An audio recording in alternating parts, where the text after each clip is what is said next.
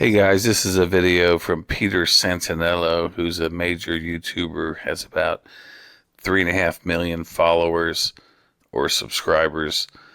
And here he sits down with a police officer that's up on the border of Canada and New York, and has a good hour-long ride along with him, and the officer and him, or Peter, speak about the state of policing in America today, how it used to be, how it is now, how things have changed, and they get into a lot of other stuff too. So great interview that Peter did on this officer or major.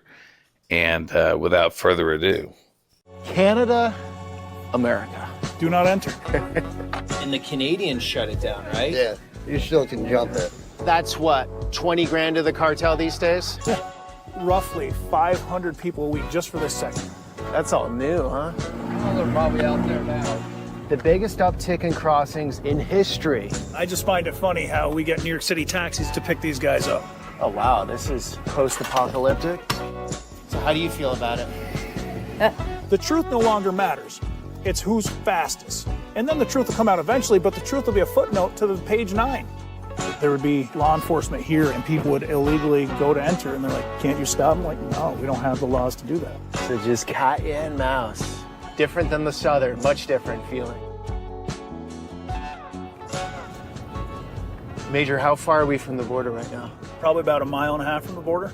Different than the Southern, much different feeling. Yeah, no, First impressions. There's definitely Green and cold. Huge contrast. It's not that cold. It's 64. It's nice. It's going to snow next week. It's definitely going to be a stark contrast to the Southwest. I mean, there's still same type of people, the good people that want to live their normal daily lives. But up here, the population is probably a little bit less.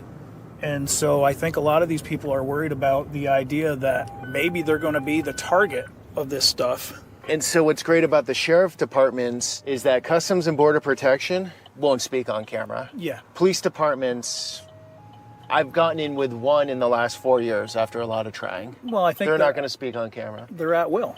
Everybody has to get approval to speak. Not sheriffs.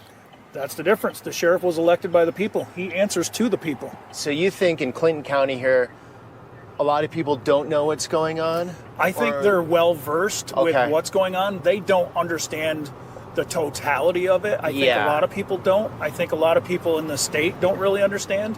If you pose it whether it's an immigration issue, a lot of people here don't know what's really going on. When you talk about the crime issue, a lot of people here really don't know what's going on. Right. You could ask people, like, how are things in Clinton County? They'll say it's great.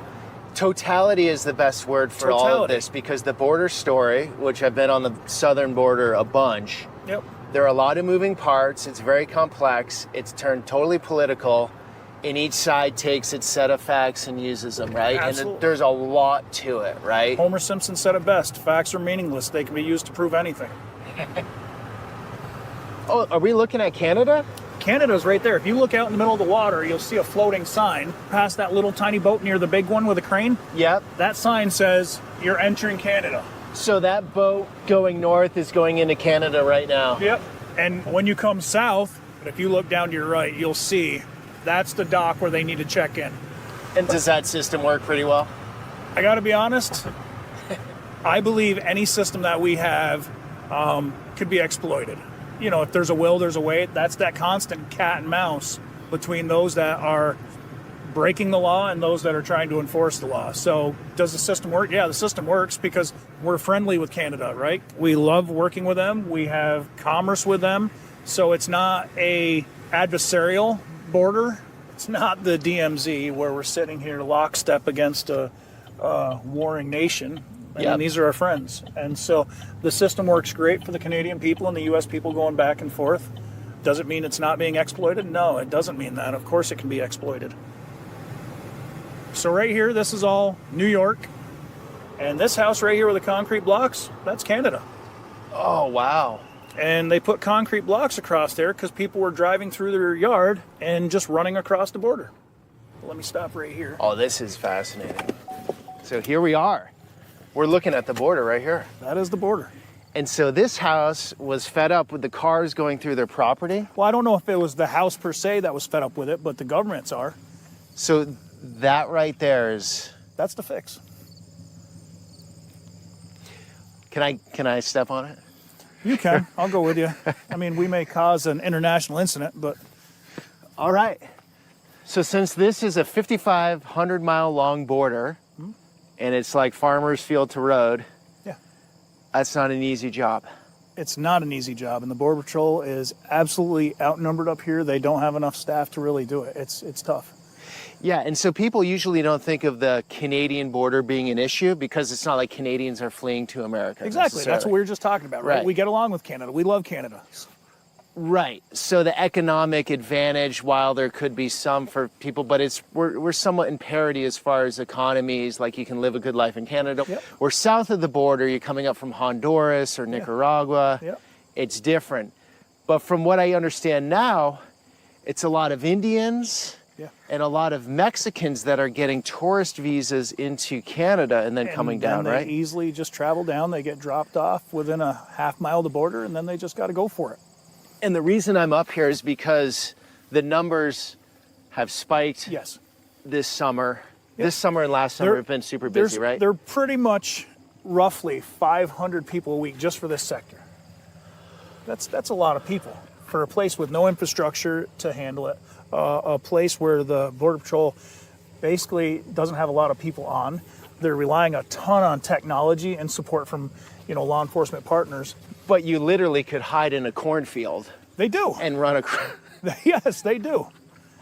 Like, just hang out in the corn. Yeah. Look both ways. Okay, no cars coming. Yeah.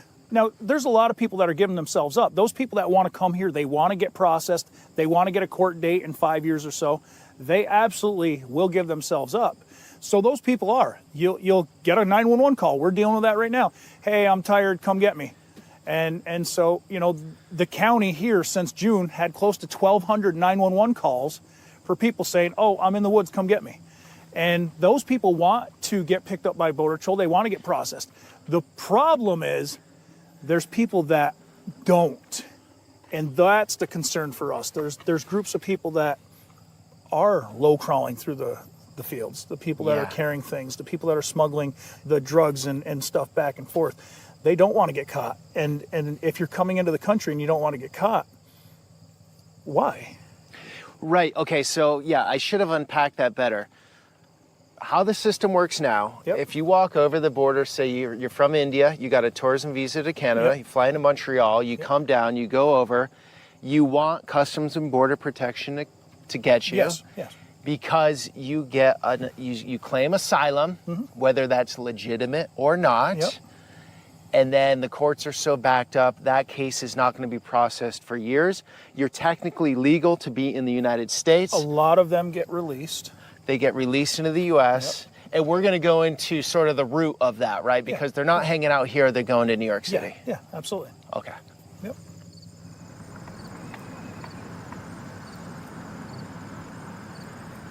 Oh, that's the marker. That is the marker. We probably got some poison ivy here, right? Probably. Okay. That's hospital for me, so I'll show you from here. That's the marker. Canada, America. That's how you know. That's it. Do not enter. And so this wasn't a problem years ago because the policies were set up where you couldn't just fly into Canada, walk over and get asylum. Is that what it is? Yeah, exactly. There's no issue with the Canadian people. So this was perfectly okay. We don't go into their cornfield. They don't come across. There's a port right there. There's a port right over there. And you just come through the right way. It was never an issue. Now people are exploiting the laws of Canada, coming from whatever country they want to infiltrate the U.S., and they exploit their laws, their way of doing it, and they take advantage of the border as it stands. Okay, what nationalities are you seeing? We have Indian right now, and Mexican, right? The big ones? Senegalese and Indians are the biggest group, and the Mexicans have actually kind of dropped off a little bit. Okay. But again, this only accounts for those that we know. Okay, Senegalese, that's what, 20 grand to the cartel these days? Yeah, I think so. To pull that off? Yeah. When I was in the southern border, that was the going rate from West Africa at that time to make that work. Yeah. 20 grand. So no one's getting in without a lot of money. No, and here's the thing is, we understand there's some people fleeing these horrific events in their Yep. home country. We know that, right? Yep. We absolutely know that. We understand that. And again, it's America. We're supposed to accept those people and say, come to us. We get that. There's a right way and a wrong way. But there's some people that are coming down here that I wonder really what they're fleeing from, right?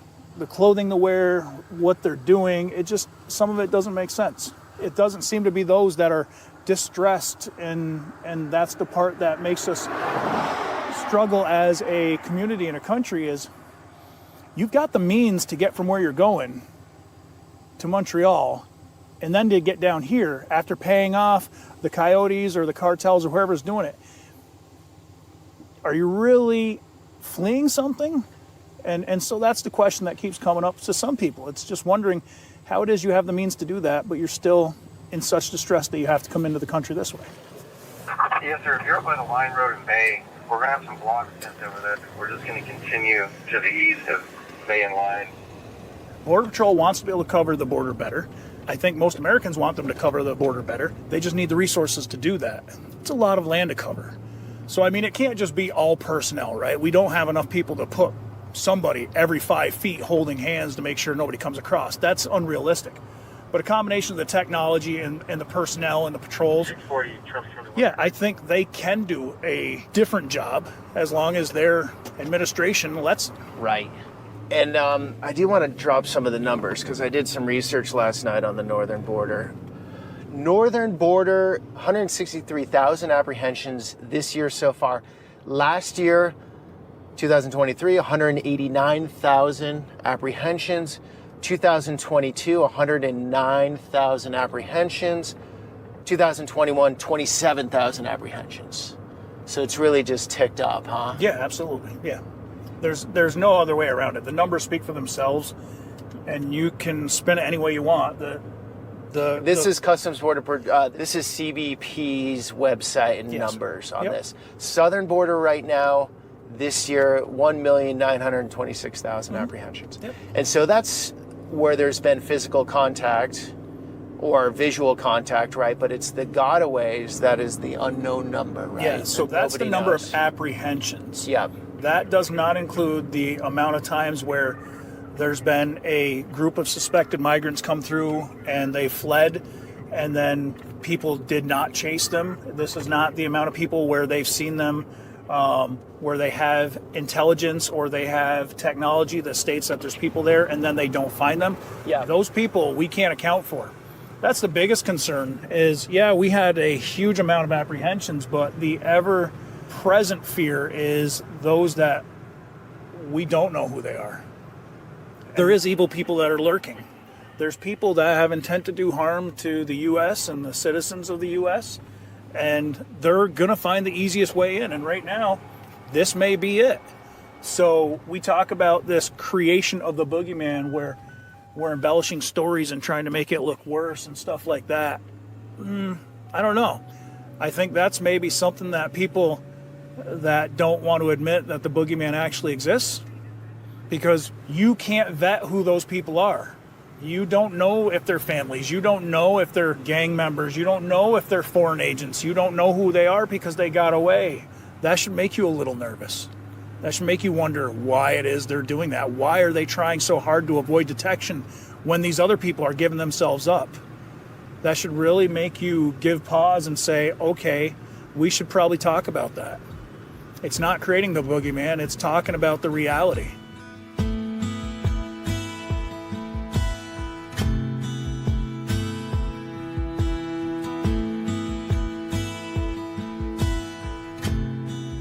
For the longest time, the northbound traffic, they would come up this way, and it got so bad to where the Canadians actually had to build a processing center on the other side right here. Okay, so is this active right now? No, they took down all their buildings because they changed their laws, and I'm not entirely sure how they did, but they changed their laws to basically state that you're going to be arrested if you come across. So when was this? This would have been Active closed down here. last, probably, I think, year and a half, Okay. 2 years.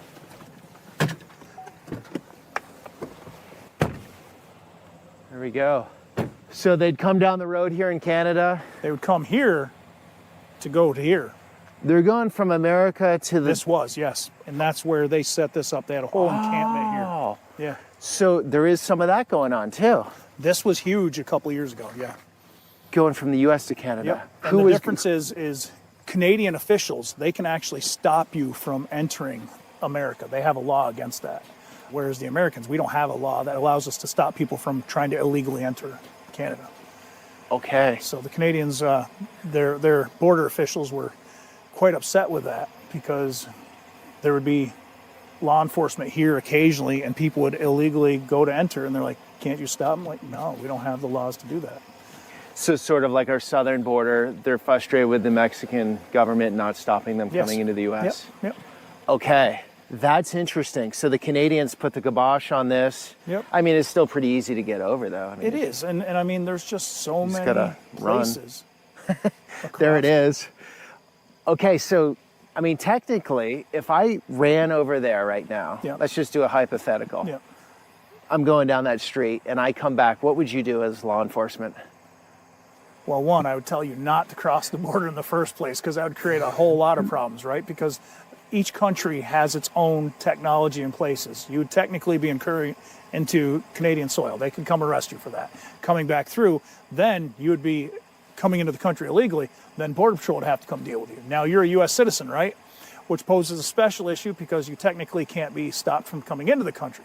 So I would have to call somebody who's not me to figure that out because I got to tell you, that's confusing. But please, for the love of God, don't go across the border and then come back. You're going to just bust my chops. And then what if I did it on a Native American reservation on the border? Then that would add more complexity. If you made it back off that, that would be, then we'd figure that one out.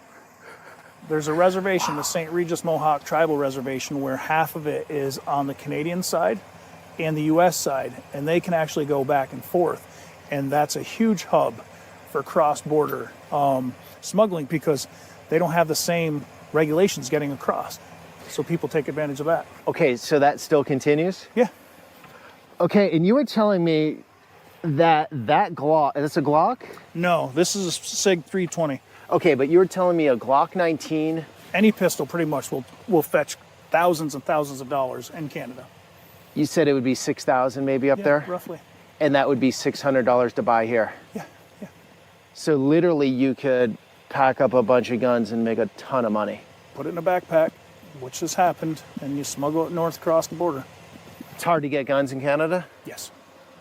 Police officers in Canada also can't carry their guns home. Whereas here in the States, we have laws. I can carry my gun anywhere in the U.S.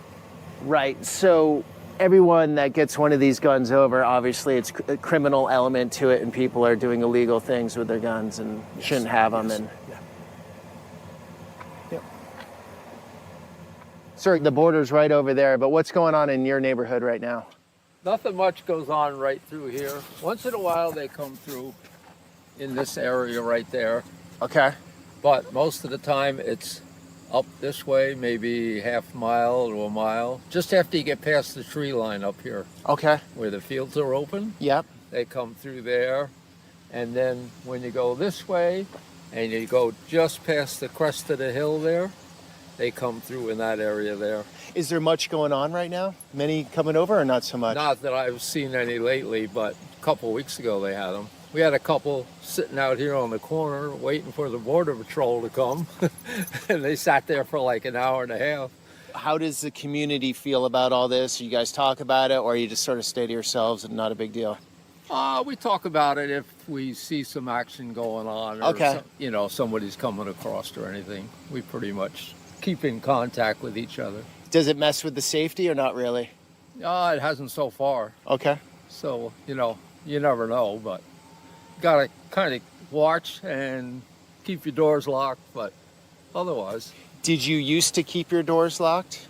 We've only been here 5 years. In the beginning we didn't, but more so now because you see more activity coming across. Okay, so when you first moved here, the doors were open and now you lock them? They were pretty much open then, even though we knew it wasn't as bad. And of course, at that time, they were picking them up and sending them back.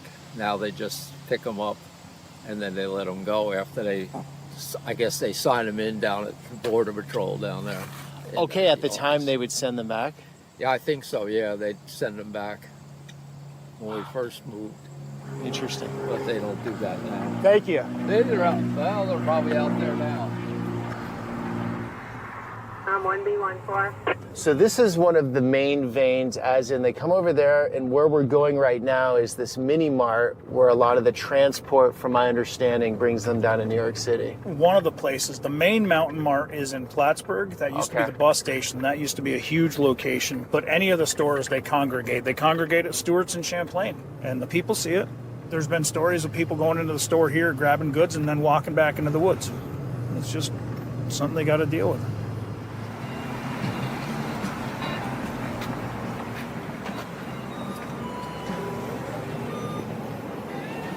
You work here. Yep. What's it like these days? It's actually like a little quiet compared to earlier. Earlier, as in when? About a month ago. A month ago, it was busy. Oh yeah. We'd pull in at 4 in the morning and they'd be sitting on the back lawn. A whole bunch of them. And then what? Waiting for you to open, or what? Yeah, that and waiting to find a ride. Okay, so the rides were coming up here and then bringing them where? We never called for rides. The only people we'd call for was the sheriffs. So how do you feel about it? I don't want to say because it Okay. would not be very good. Because it's such a triggering issue for so many Yeah. people. It don't feel safe. Don't feel safe. I think most Americans are like, we're all for immigration, but just an orderly, safer way to do it than having to Yep. show up at work at 4 in the morning and have to wonder. Especially because you got to lock your doors now. You lock your doors now Oh yeah. at your house? Yep. Vehicles, everything, because we get some that go in our woods and try to put up tents. I used to work the early shift. They were always here, but Yeah. So it's stopped though. yeah, it's calmed actually down. yeah, calmed down quite a bit That's great news. Yep. So do you know why it's calmed down? because of those guys were up there in the border. They're doing their jobs. Oh yeah, Absolutely. they're cracking down. So you guys really support the sheriffs here? Oh yeah. Yep, Because the instant we call, they're instantly here. They're here. Yep. Sweet. good guys. Oh yeah. That's what you want. Yep. We get sheriffs, we get border, we get custom all the time in the store. They're always coming in and grab something, so we're pretty protected here. I think so. What about you guys? You should be scared of you or no? No, I work at the Plattsburgh store for backup when they needed Oh, help so, down there, yeah. so I dealt with most of the immigrants that were sent there. Okay, so what's your experience? I hated them. Why? They were mean, and with the bathroom, otherwise, like, you would put out a border, you had to clean it. They didn't care. They'd go in there. Like, when you're only one person on shift, you can't clean the bathroom and try to run the register at the same time. I didn't like being there as a girl by myself, but What's the feeling of people in Morse right now? they're worried about what they're going to do with the border. All these people just walking in their backyards. Because you shouldn't have to feel like when we're coming to work in the morning, we shouldn't have to watch what we were doing. Because I would have to call a guy that would work with us in the morning. He'd meet me here just so I'd have backup in the door. Because one day we were walking in and he looked back and there was 3 people coming around the store and the girl was trying to lure him out. So I already unlocked the door and I was waiting and he hurried up and told me to lock it. He was like, I don't want you to unlock the door right now. Because he was trying to deal with what they were going on outside. So I started calling him every morning and we meet here together and we walk in together. All right. Thank you, ladies. Ladies, take care. You too. Oh, they're sweet. You know what they said? Traffic has been down the last month or so. I'll tell you my reasoning why I think so. So traffic has gone down a little bit, not a ton. It's the type of traffic. So more Indians, less Mexicans. But my personal opinion is this. We're going through the election season right now. And the thought process is with some that if Trump becomes elected, he's going to shut the borders down and he's going to kick those out that are already here. So now would not be the time to come in because you're just going to get booted, right? They can go through the backlog, but I think it's highly unlikely. I believe our election has a huge impact on what's going on with the numbers. Okay, what about the theory that, well, now you can still pull it off, and if Trump gets into office, maybe the policies become much firmer and it's harder to get over? What about that Well, it theory? may be harder to get over, But are you going to risk $20,000 to come here just for a month or two and then potentially get caught and shipped out? It could also be the law changes in Canada, the visa program. It could be a lot of things. And also the cartels, usually, the path of least resistance. So on the southern border, some sectors are busy at times, others are quiet, and then it always sort of changes. Yeah. Well, I mean, for them, it's become more of a business, and maybe they are looking for a new chance, new opportunity, but it's that cat and mouse game. They're just going to constantly probe new areas. The only reason it's so lucrative and easy here is because of the border roads in Canada being near our roads. If you go out west, you may not find them to be in such close proximity. Yeah, and you have a big city to fly into. Yeah. So that's the state police going to a complaint locally. About what? It looks like somebody kicked in a door, but it's probably a domestic type thing. Is that what most of the crime is, domestic stuff? Not so much most, but there's a lot of it. There's definitely a lot of domestic issues up here. Any area, you're going to find pockets of economically depressed groups. You're going to find people that are poor, right? You're going to find people that have problems with alcohol. You're going to have people that have problems with drugs.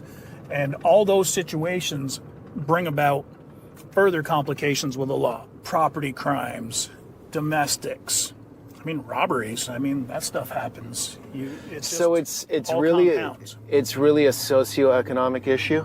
Yeah, I think that's a huge part of it. You can be rich and be into drugs, sure, absolutely. But what you're willing to do to get those drugs, probably not the same as those people that are poor that want the drugs. Because the people that are poor that want the drugs don't have the finances, don't have the means. So they're willing to break the law and do other things in order to get that.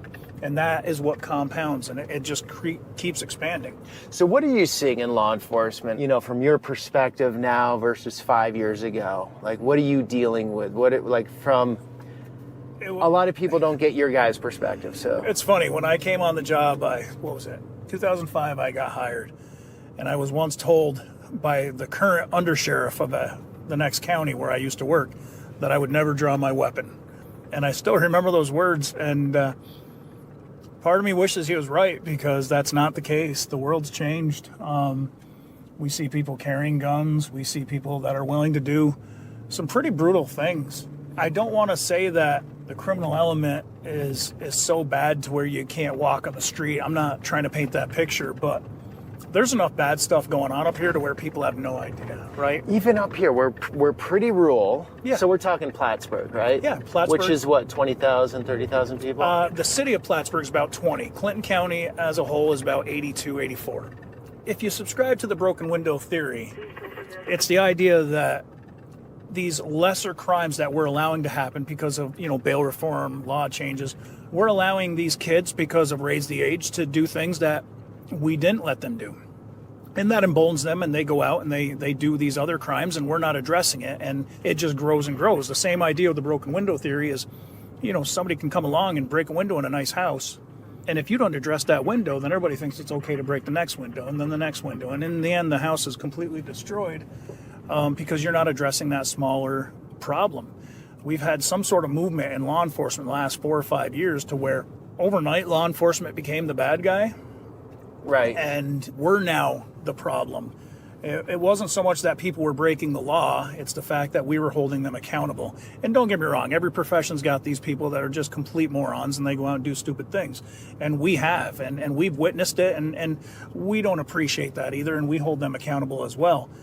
But law enforcement as a whole in the last 5 years has been vilified. Yeah. And so the world has changed in the fact that there's more crime because there's less teeth in law enforcement. There's less ability to enforce these laws. And people are more emboldened because here in New York State with bail reform, you get appearance ticket after appearance ticket after appearance ticket. It takes a while before you can get in front of a judge, before a judge will actually hold you accountable. Versus before, you could arraign somebody that you knew was a danger or something like that. That doesn't happen so much anymore. Right. So there's more crime. There's more willingness to break the law. And there's less immediate repercussions. So therefore, these people will continue to do it. Right. What's raise the age? Raise the age was changing the age of criminal liability. For years, they used to tell people that if you were 16, you're responsible for what you did. And there's some science behind it to show that, people of younger age, they don't have the ability to make the processing decisions. Yeah.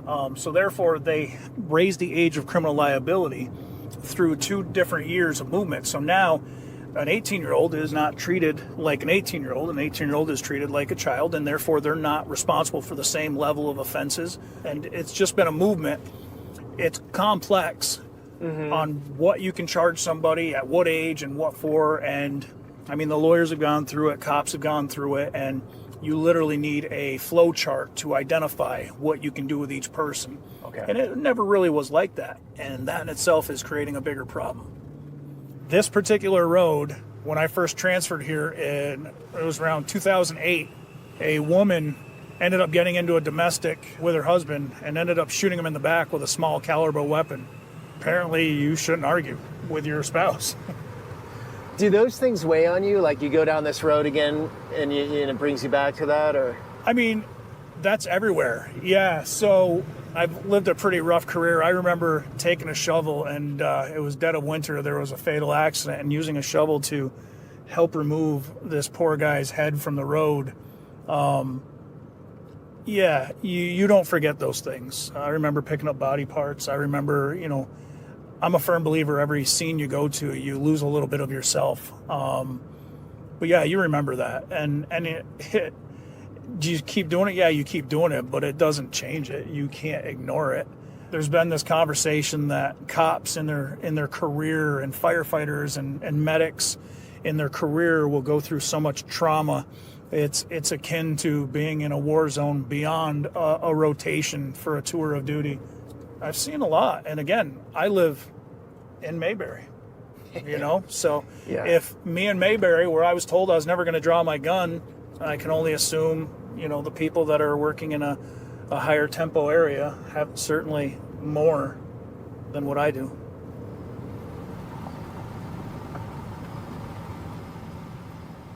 Right here is one of the areas where migrants like to come down through. Okay, so that tree line out there is Canada? Just north of the tree line. Just north of the tree line. So Yep. this is one of the big roads. It is.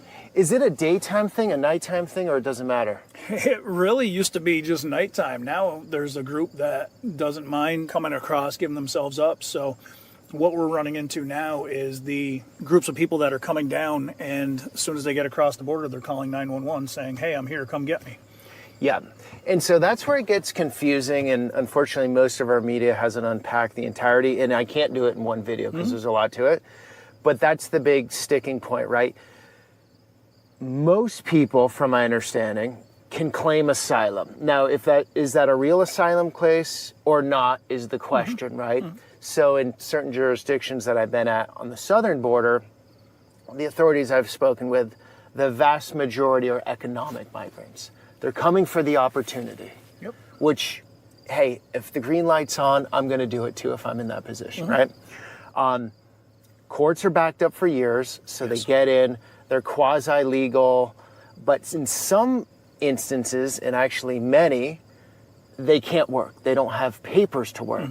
So that's when you have a New York situation, or I'm going to Massachusetts soon, where there are hotels filled with migrants, paid for by the taxpayer, Yep. food, healthcare, Yep. everything, shelter. And that's where a lot of the friction lies, and it's a frustration for everyone, because why does the local citizen have to pay for that? Yep. We have enough problems with homeless in the country. We're incentivizing more to come. Absolutely. And a lot of these people coming just want to work.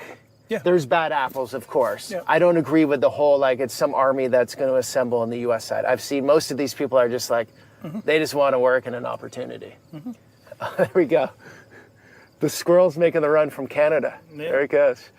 And so that's where the sticking point lies. I don't think either side of the media will really unpack that clearly. It's easy to say everyone is coming from the worst conditions ever and we should accept everyone in, but that's not honest. It's not what's happening. No. Right? And as we talked about earlier, you're coming from West Africa, you need 20 grand. At least you did. You need a lot. Yep. And at the time I was in the southern border from Honduras and up, it was 6 grand. Nobody just gets in. No. You're paying off. You're paying people off.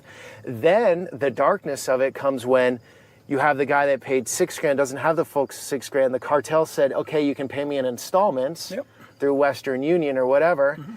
And then the family is sort of hostage back in the home country until he pays up. So he's almost like living this slavery type life in the US where you can't work legally, you have to be under the table, you might have to take horrible conditions to do so. So the whole Making point... a fraction of what somebody else who was doing that job would actually make if it was above the table. And then it puts pressure on the lower end of American society because it lowers the wages. And also the migrants are going to communities where the poorer people live, and so the rent prices go up because you have more heads in the community. Doesn't affect the rich people. So these are just like some basics that don't really get explained. And everything compounds. And everything compounds. And we're at this this point where people are just, if they're dealing with it firsthand, they're really fed up. Yeah. Understandably so. Yeah, and I mean, if you look at anybody who's reporting on it, look at the issues of all these people that fluctuate into the country and they're going to these locations where you're talking about. One of the things they're not really talking a lot about is the crime that comes from putting those people in the same areas. I mean, New York City's facing that left and right. They have homicides, they have fights, they have all these different things that are happening, and they can happen anywhere. But the point is, they're happening very much around these migrant centers. And people have to ask the question, well, why is that happening? And the same thing I brought up with you about the drug trade here.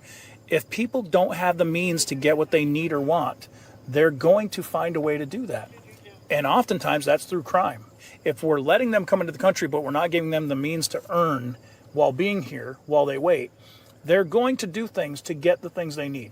Whether it's stealing from the store, whether it's robbing somebody else, whether it's finding other ways. I mean, selling food, the open air markets that are happening, granted, not here locally, but in the bigger metropolitan areas, it's going to keep causing these problems. It's going to keep creating these little nuances that are going to affect the daily life of the people that live in the area, like you had said, and the people that have to go through it. And they're told by the cartels that here's all this opportunity you're going to work. Yep. And a lot of times they can't. And so it's illegal work. It could be prostitution. I mean, what goes on at the southern border, I don't know if it's happening here, but, they flood the zone. The cartel floods the zone one area. Our Customs Border Protection gets on it. Quarter mile down, that's when the fentanyl goes through. The sex trafficking, all the dark stuff. It's the same the same stuff happens here. I mean, if you get a pickup load where Border Patrol moves in and local law enforcement, you're inevitably tying up resources. There's nothing you can do about it. Those resources are tied up, and then you're going to get other groups trying to cross. And then for your residents that live here, maybe there's an emergency and you guys are more tied up dealing with these issues you shouldn't have to be dealing with.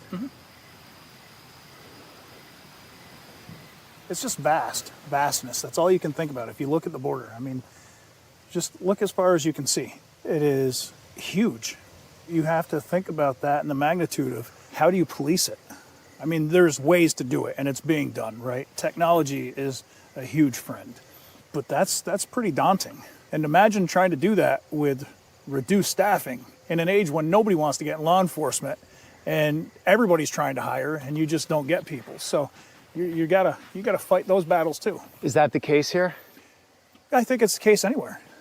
I mean, I think there's very few agencies that across the country that are not struggling to hire people. Very few. So they just don't want to get into it because over the last few years, they've been put under the bus to some degree. It's a lot of pressure. I mean, I can't imagine going out and dealing with the heaviness of society. Say you have a family, you got to leave and deal with that every day. And then you might not get admiration or respect for doing the hard yards. It's not even the admiration or the respect, it's the fair shake, right? There's no fair shake anymore. In law enforcement, you can't make a mistake. And we've removed the idea that police are human, right? You have to be perfect. And don't get me wrong, there have been some absolutely heinous acts by people in uniform, right? Complete scumbags. We know that. But in law enforcement now, they feel like we're out to get them. And there's this us-them mentality, meaning society as a whole. Who's they, though? The society. I think that's what it is. I don't think most people feel that way. They may not, but that's what's being represented. And now that's the image we're seeing. We're enacting laws and all these things against law enforcement, and we're doing it under the guise of open law enforcement. We're doing it under the guise of we're trying to build relationships. And I don't know if that's the case, but how many people do you think want to go out and deal with the worst that society has to offer? People that are carrying guns, people that are breaking the law. but you have to be perfect, and you get a split second to make that decision. Right. The same decision that it's going to take lawyers and other people weeks to determine whether you were right or wrong, and you get 30 seconds. The same people that tell us that we're horrible, right? We have media people that are talking about cops, this or that, and we put them through the same scenarios through law enforcement training, and they fail just as much, if not more. And yet they're so quick to judge. Would you really want that?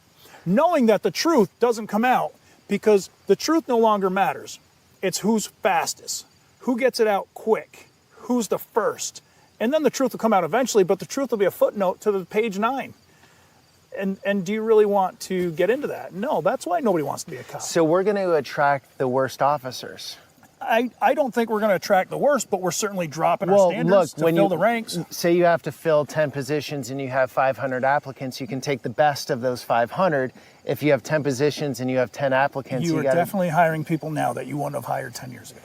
That's my point. And here's the thing. We talked about law enforcement being overburdened before and all these other things. You know what we're doing now? We're doing the same job plus more, but we're doing it with less people, working more hours, which is exactly what they said they didn't want to happen. Which is going to burn them out. Yes. And if I've been dealing with, I had a BS day all day long. You're going to make a bad choice. And then somewhere. say, you have a fight with your wife in the morning, whatever it might be. Yeah. You're going into work with stress. You're dealing with the dregs of society. Yeah. The last part of the day, someone comes at you physically. I don't know how you do it. I mean, you try to do it the right way. Luckily, we work with a lot of people that are doing the job for the right reasons, and we're doing it out here because we're trying to save the world, right? You've been in my office, you saw Superman everywhere. The whole point is because I think I can save the world, and that's what I want. Is I want people to It's like purpose mindset. and meaning. That's what you get in your work. Yeah. So a lot of people don't have that in their lives. Some you people can think get that in I'm this. mentally ill because of the dedication that I have to the agency and to the job. But at the same point, I've been on the other side, right? I've lived a life where I grew up poor, single mother. I've been in jail before I got out of high school. You've been in jail? Absolutely 100%. For what? I broke into a bunch of summer camps. And the point is that accountability, which we cannot give to the young people in society today, is the only thing that saved me. Was getting in trouble and being accountable, because with a single mother who had to go do what she had to do and no father, I was left to do what I wanted. And in the end, I messed up. And it wasn't but the court system that actually helped me. And then the jail, where I actually realized this is not the life I want. People are like, oh, you've been to jail? Yeah, I've been to jail. I was in high school. It's sealed, but I talk about it openly. You know why? Because it might help somebody else, but that no longer exists. We can't do that to young people. We can't. So those people aren't going to get the accountability that I got, and I don't think they're going to have the same chances I got. And then you do your job here, and you're going to be called xenophobic or whatever, or you don't like immigrants, or Which you is don't. not the case. Right. But of course, because I'm enforcing the law, Right. It's So you guys hands no matter are what you do, you're damned if you do, you're damned. your if you hands don't. are really tied. Yeah. So And you can't speak up. I'm only here because my boss said, "Come speak with me." Right? You glad he said that? Listen, at this point, I can retire in 6 months. What's the worst that's going to happen, right? People are going to look at me and say, he's got a point, or they're going to say he's an asshole. It's one of the two. It's luxury beliefs that allow you to think you don't need law enforcement in life, because I've been to countries where it's broken down and it sucks. And so society, maybe not up here in the countryside, but most cities would fall apart in literally 12 hours. It would be absolute Mad Max chaos. Yeah.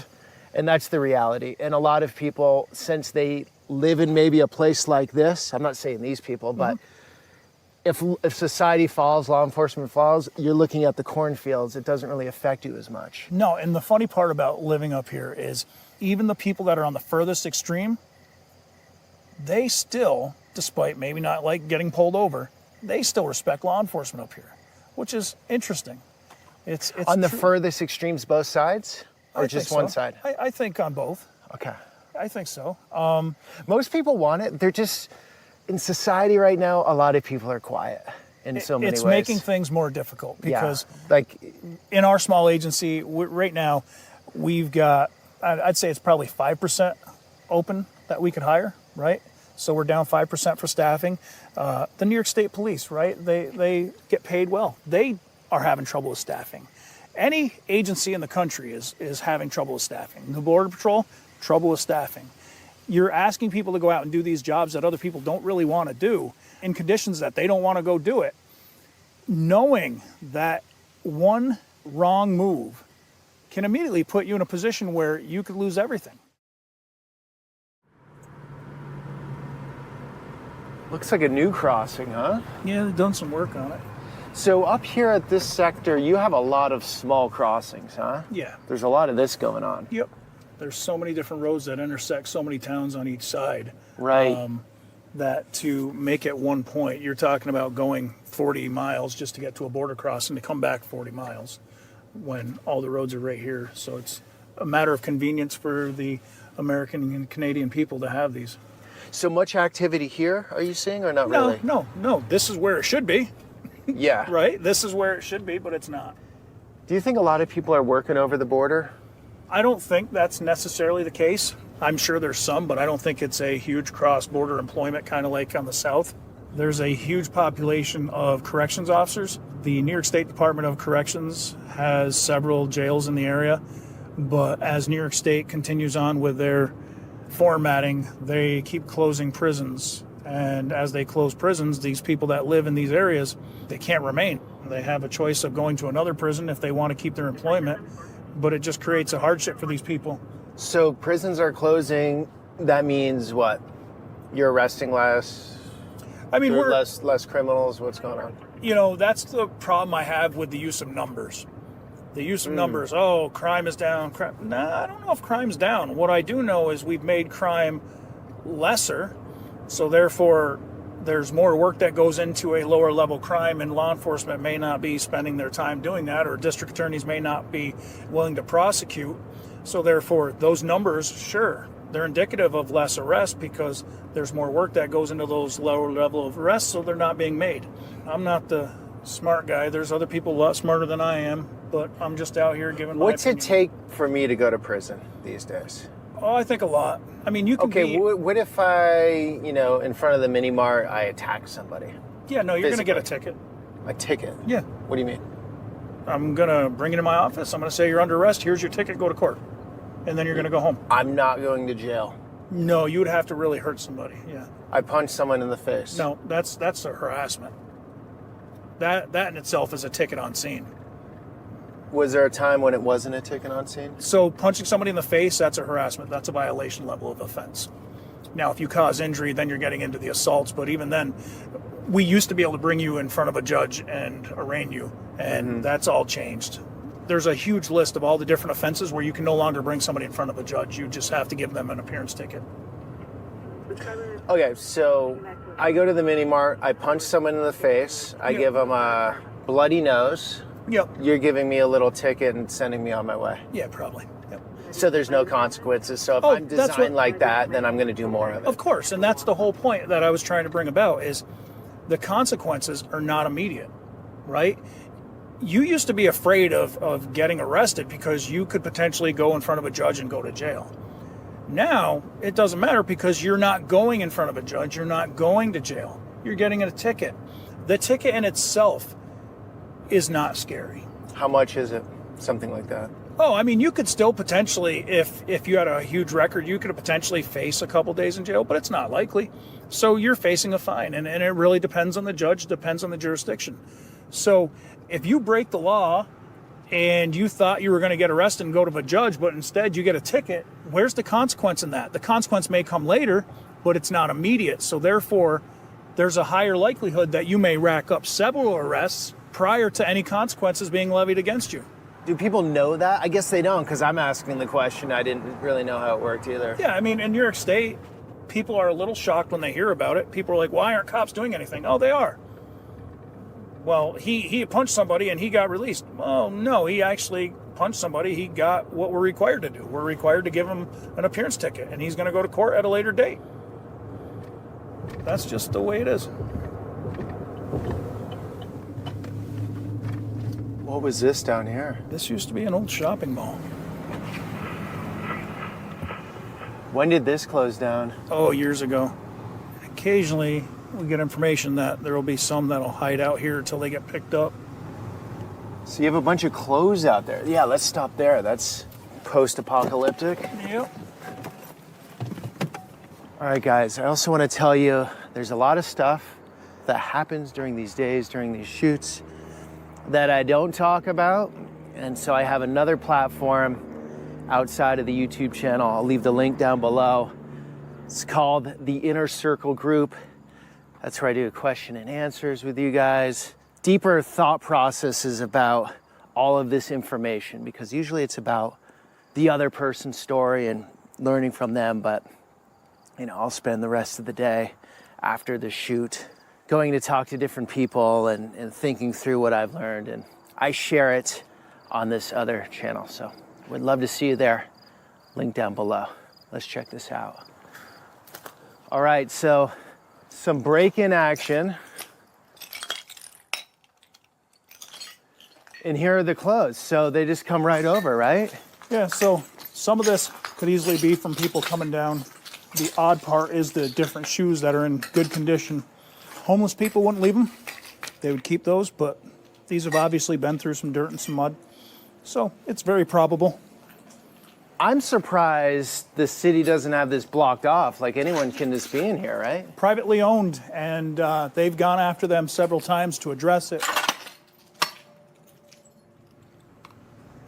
The border is just north of here, about 2 miles. So if you start working your way through at night, you come down, there's plenty of lights here. So basically you don't even need GPS, you just focus on the lights. We caught cars over at the McDonald's next door flashing their headlights into the woods, signaling, hey, I'm here, come on out. Across the street, you'll see Border Patrol watching us. Right now? Yeah. That's all new, huh? Fairly new. Do you mind putting the camera out there? Let's put it out there. So they just ditched their clothes? Yeah. Or the excess? What is that? It's hard to tell, but those are 3 separate pairs of shoes. If you come out, though, and you're trying to look like you didn't just run through the woods and hide, whoever's picking you up may have other clothes for you to put on. You dump them real quick, and then you're set. So just cat and mouse. Yeah, it really is. How you doing? Not bad. How about yourself? Good. I'm making a video on the border region. Have you seen many people coming over lately or not really? I see him a lot because I live right on the border. I live Okay. right across from the Roxham Road, so I see him come across by the families. But you know the man to talk to? Right in there. His name is Phil. He lives right on the Roxham Road, Okay. so he'd be the one to talk to. He sees more of it. Thank you, Danielle. You're very welcome.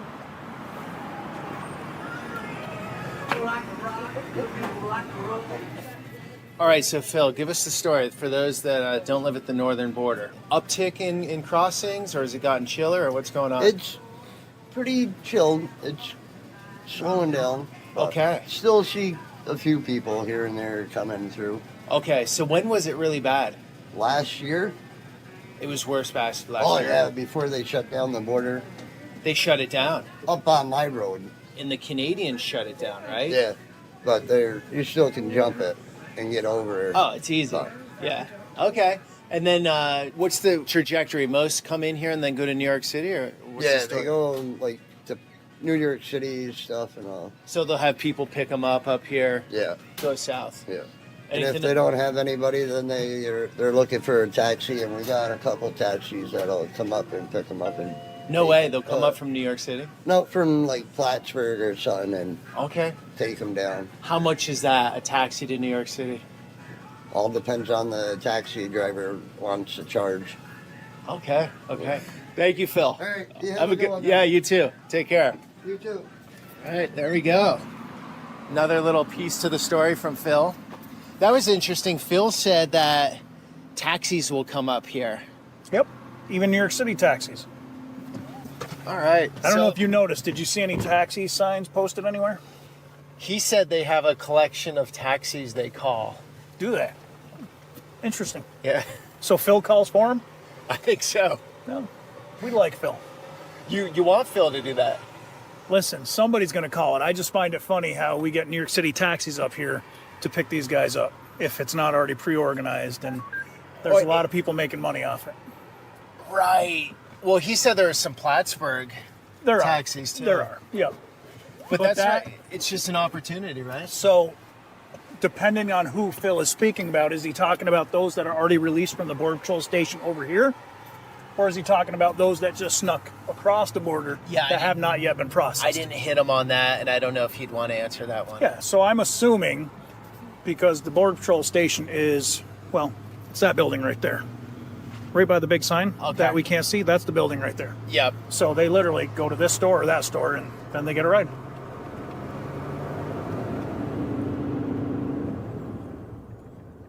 So this is downtown Plattsburgh? Yep. Looks pretty nice here, actually. It's not that bad, and that's the problem is if you stay on the surface and you don't delve into what's going on in any of the areas you generally live, it's actually pretty peaceful. If you run in circles with those elements that overlap, then you're going to run into some problems where it's not going to be as pretty. So, scale of 1 to 10, how big of a problem is it? For America or for us? Give us both. For us in the area, I would dare say it's probably a 4 or 5. Okay. You know, because it is a drain on the local resources. There's resources that are being used that maybe could go elsewhere. Okay, for the country. It's definitely pretty high. It's going to be at least an 8, in my opinion. Again, it's my opinion. Any place, you wouldn't just let random people walk into your house if you didn't know who they were. You wouldn't let people go to your family reunion if you didn't know who they were. But you're going to let them come into the country and basically disappear, and you have no idea who they are, what they're doing. So you always have to keep that in the back of your mind, and I think that's the biggest problem I have. All right, quite interesting, guys. I've never gone to the northern border and touched on this story. I've done a fair amount on the southern border, though. Would love you to see those videos, too. Did some videos with sheriffs in Texas and Arizona. Really fascinating. And also, Customs Border Protection, cbp.gov. You can go onto their website. I'll put a screen in here somewhere on the video right now so you can see what I'm talking about. But the link down below, check it out. Very cool. You can see apprehensions on the northern border, on the southern border, what nationalities are coming into the country. It's quite detailed and easy to use, very interesting. Check that out. Thanks for coming along on that journey. Until the next one.